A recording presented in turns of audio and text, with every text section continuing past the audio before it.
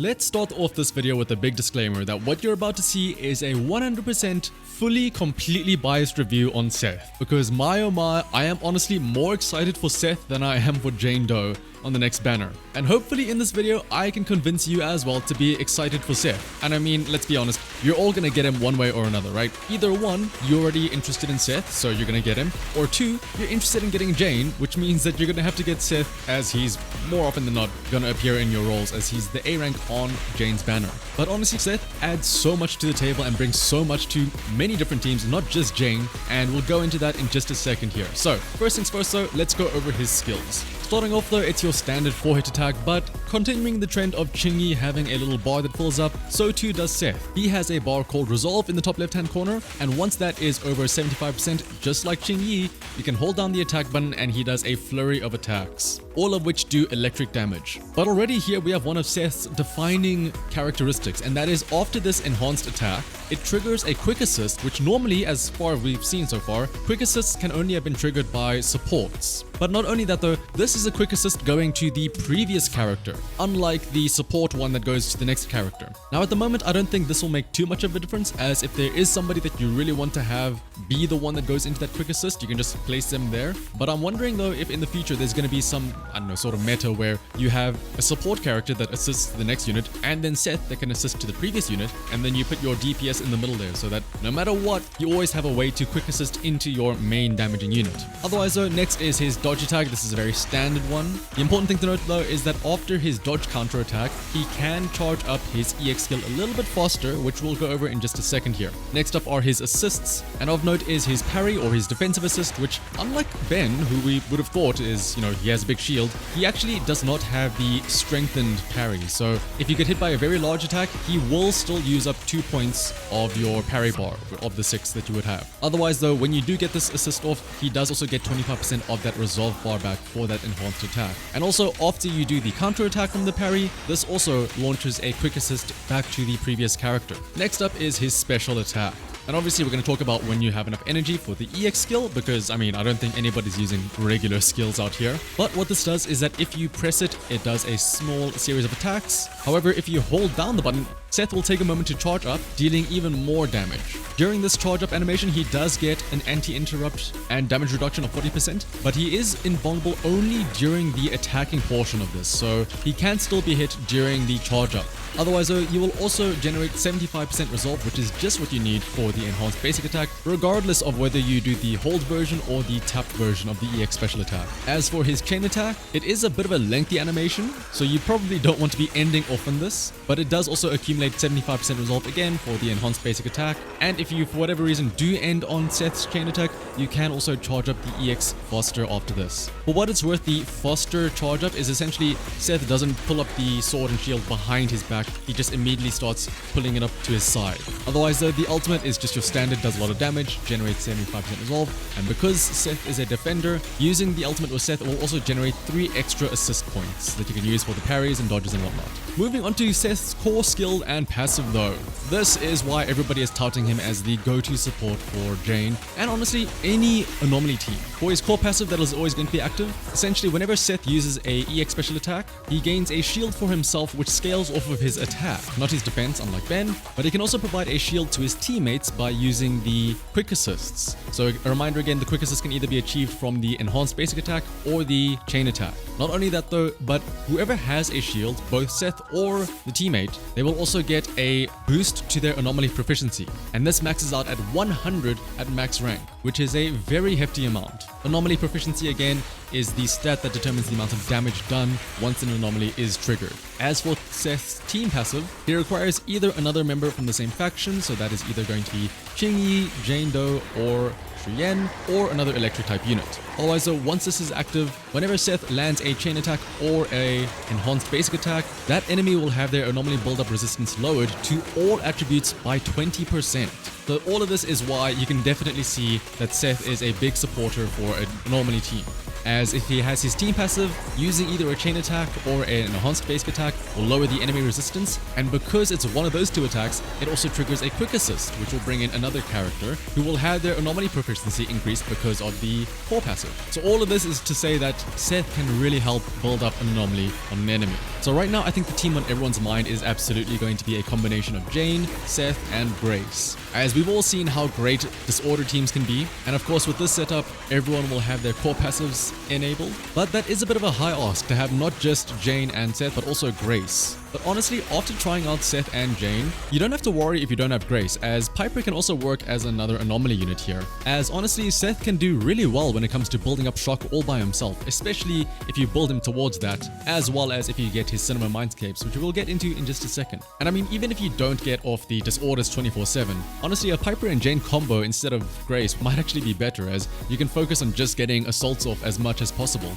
Otherwise though, if you're not lucky enough to get either Grace or Jane, and you're stuck with no 5-star anomaly units, Seth can also work for a mono electric team alongside Anton and Anby, and this can sort of help fix Anton's glaring issue, well aside from the energy issue, but the fact that Anton always relies on an enemy being shocked to do the most damage. With Seth lowering the anomaly build-up resistance, you can trigger shock much more easily, which will allow Anton to do more damage. Now moving on to Seth's signature engine, the Peacekeeper Specialized. Naturally this is going to be his best in slot engine, especially because of the fact that it gives a 25% attack bonus, which is a rarity among the Defender engines. And then once again emphasizing the fact of Seth being an anomaly support is the engine's effect, which provides a nice little energy regen bonus, but also more importantly an increase to the anomaly build-up rate of the EX special attack, as well as assist follow-ups from Seth himself. And this is why I mentioned that if you build him into it, Seth can honestly also provide quite a bit of shock support himself without having to worry about something like Grace on the side. The only real alternative to this would be the Spring Embrace, but I'm hesitant to call this an alternative, as yes, this is the only other Defender engine that provides an attack boost, but it is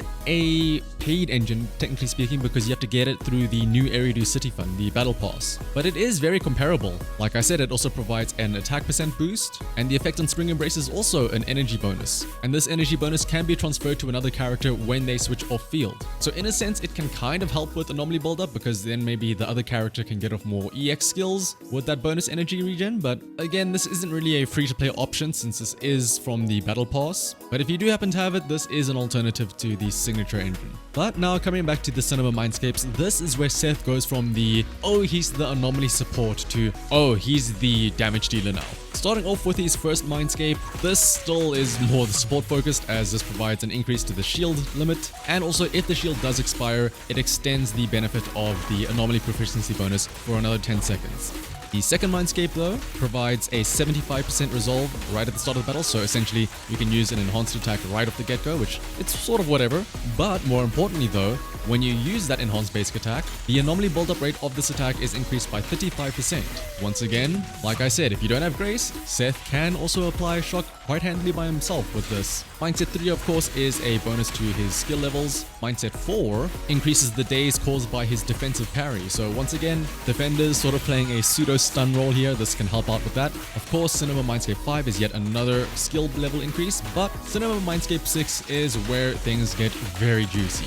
When Seth lands a finishing strike on an enemy with a basic attack, specifically the enhanced one, it deals an additional damage equal to 500% of his attack. This attack is guaranteed to crit, and crit damage is increased by 60%.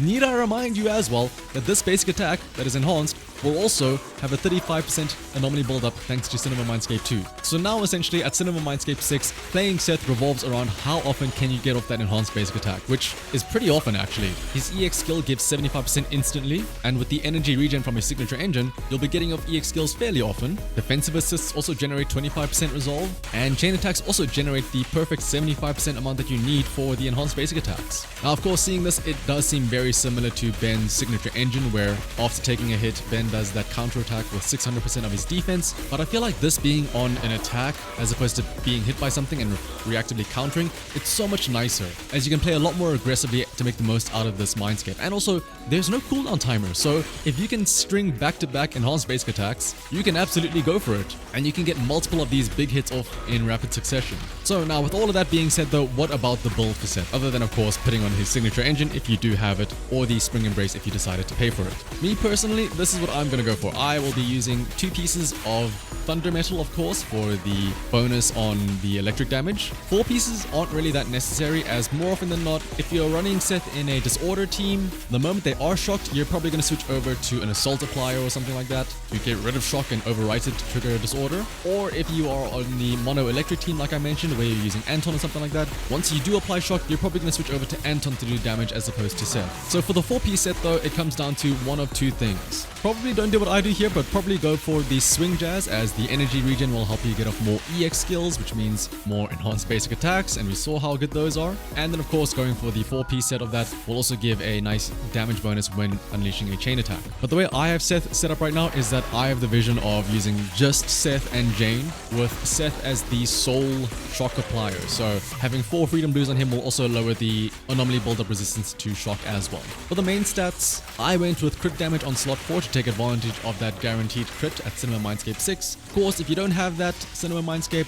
then that crit damage can be replaced with something like the anomaly proficiency, as again, Seth can do pretty good anomaly stacking by himself, especially if you then also give him anomaly mastery on slot 6 to help build up shock as well. And as for slot 5, of course, you have electric damage bonus. Now I think that's enough like factual objective speaking out of the way, and just speaking about what exactly Seth does and stuff like that. It's time to get on to the subjective stuff, of which I am very, very strongly opinionated. And I mean, where do I start? Like I said, he has a charge blade.